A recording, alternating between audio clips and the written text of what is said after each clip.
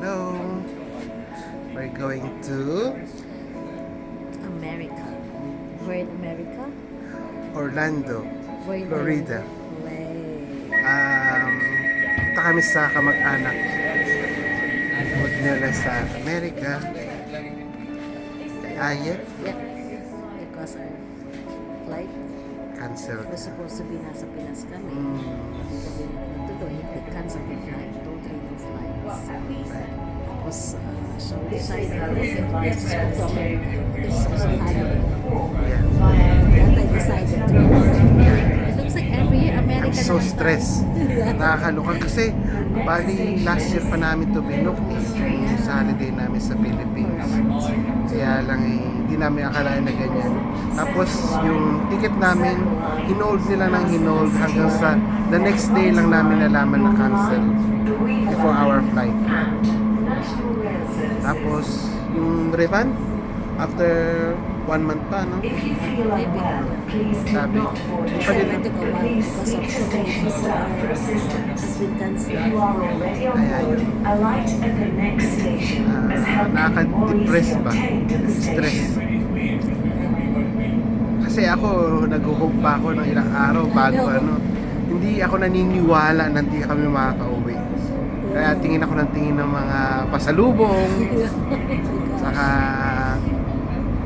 murang ticket kung sakasakaling makancel. Pero talagang very late. Popping out is America. So, yeah. Ito na kami sa Amerika. Mas mura pa yung ticket. Mas mura pa. Cheaper than going to Philippines. It's Kasi still a long flight, but yeah. Times 4 na, times 3 na ang ticket. Kaya, And it's long journey. It's long journey. yun ang mga luggage namin. Tingnan nyo, ha? Yan. Punta kami Amerika. Yan ang luggage. Dala lang namin. Supposed to be Dala yan, mga pasalubong. Salubong at saka si Magnolia mag-shop. Shopping siya sa nandito kami ngayon sa Elizabeth Drive. Ito yung train straight away sa sa Heathrow. Yan. Yan. Mahaba siya. Dito ang journey namin, ha?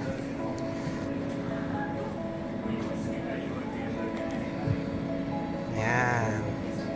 Dito kami pupunta sa Heathrow. Ayan, straight.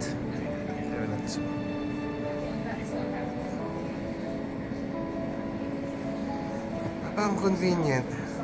Ito yung sinasakyan ko rin pagpapasok sa trabaho. Kaya napaka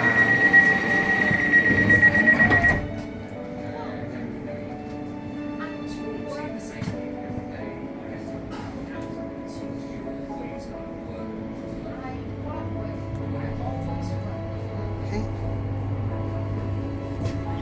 This is an Elizabeth line service to Heathrow Terminal 4 via Terminals 2 and 3.